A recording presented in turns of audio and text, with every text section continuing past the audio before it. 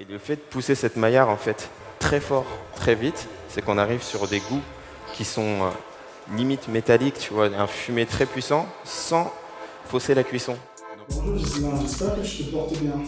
Salut Willy, ça va bien, merci, j'espère que toi aussi. Ça va, merci.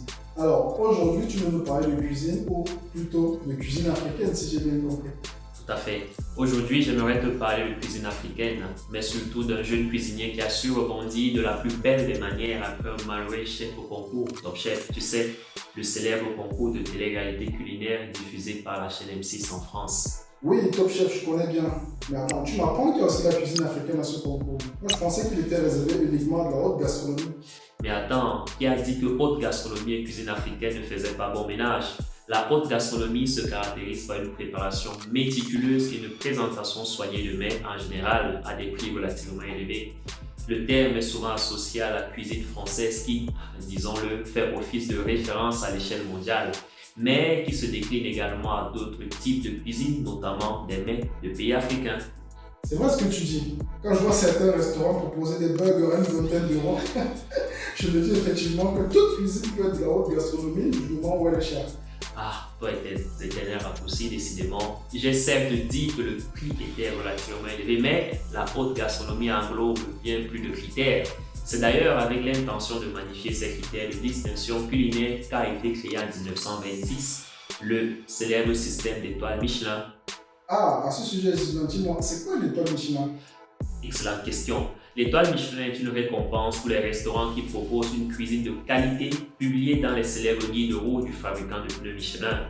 Le système de notation comprend de 1 à 3 étoiles. 1 étoile pour caractériser une très bonne table dans sa catégorie, 2 étoiles pour caractériser une cuisine excellente et 3 étoiles pour caractériser une cuisine exceptionnelle. Plutôt très clair pour moi. Mais dis-moi, le chef là qui, après avoir échoué à Top Chef, a réussi à remporter sa première étoile Michelin, si je t'ai bien suivi jusqu'ici, dis-moi, comment s'appelle-t-il et surtout, comment as-tu réussi à réaliser un tel exploit? T'aimes bien aller droit au but, toi. Le chef étoilé dont je veux te parler aujourd'hui n'est autre que Maurice Sacco, propriétaire du restaurant Mosouké à Paris. Et si tu veux savoir comment il a réussi à remporter la prestigieuse étoile Michelin, et j'entends que tu veux déjà le savoir, alors donne-moi juste quelques secondes et je te reviens tout de suite.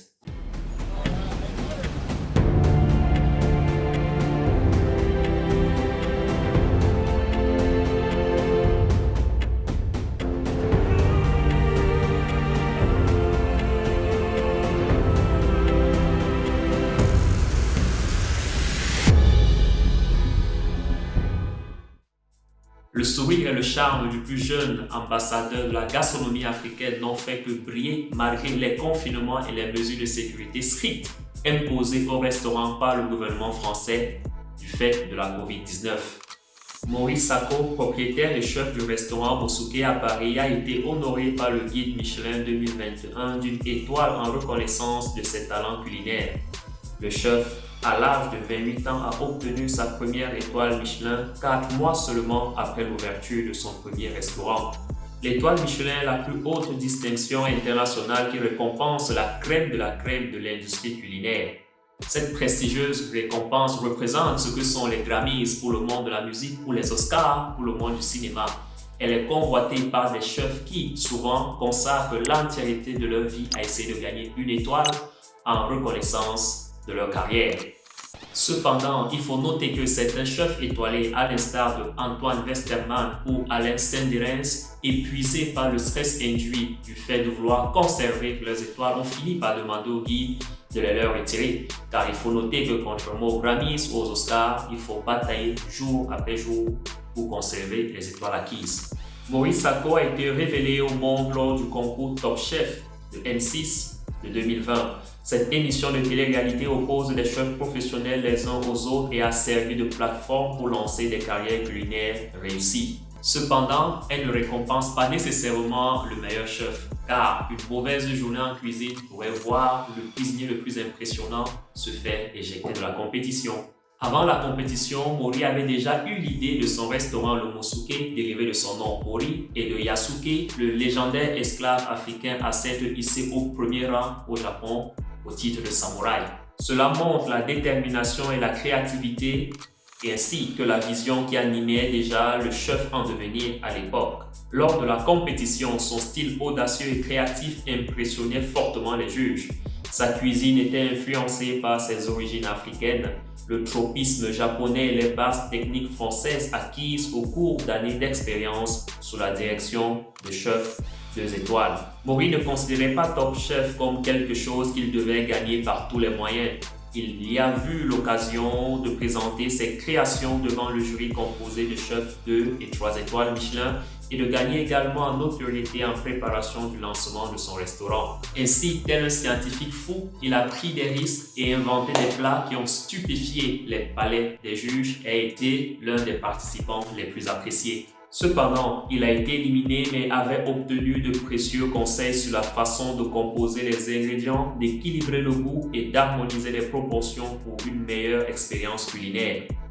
Maury a déclaré que sans Top Chef, il lui aurait fallu au moins 6 années pour obtenir ce genre de conseils professionnels qui lui ont permis de considérablement améliorer son art. Après Top Chef, Sako est devenu la nouvelle sensation de la cuisine française et a facilement obtenu un crédit qui lui a permis de lancer son premier restaurant en septembre 2020 dans le 14e arrondissement de Paris. Lors du lancement, le restaurant était déjà réservé pour les 3 prochains mois. Sa cuisine est une réinvention des plats africains avec des ingrédients et des saveurs venus du Japon. Il a su faire une combinaison cohérente des 2 cultures, comme le poulet traditionnel africain yassa, cuisiné avec du yuzu sodashi. La qualité des ingrédients utilisés, la maîtrise des saveurs et des techniques de cuisson caractérisent sa cuisine. La capacité de gestion acquise au fur et à mesure qu'il grandissait dans l'industrie culinaire a façonné sa personnalité en tant que chef. De plus, Maury a été reconnu jeune talent par La Liste, le site internet répertoriant la meilleure sélection gastronomique du monde, et a reçu le prix du jeune chef de l'année du guide Michelin. Malheureusement, il a dû fermer les portes de son restaurant Mosuke en raison des mesures de sécurité Covid-19 2 mois après son ouverture. À son insu, une équipe d'inspecteurs du guide Michelin avait déjà visité le restaurant.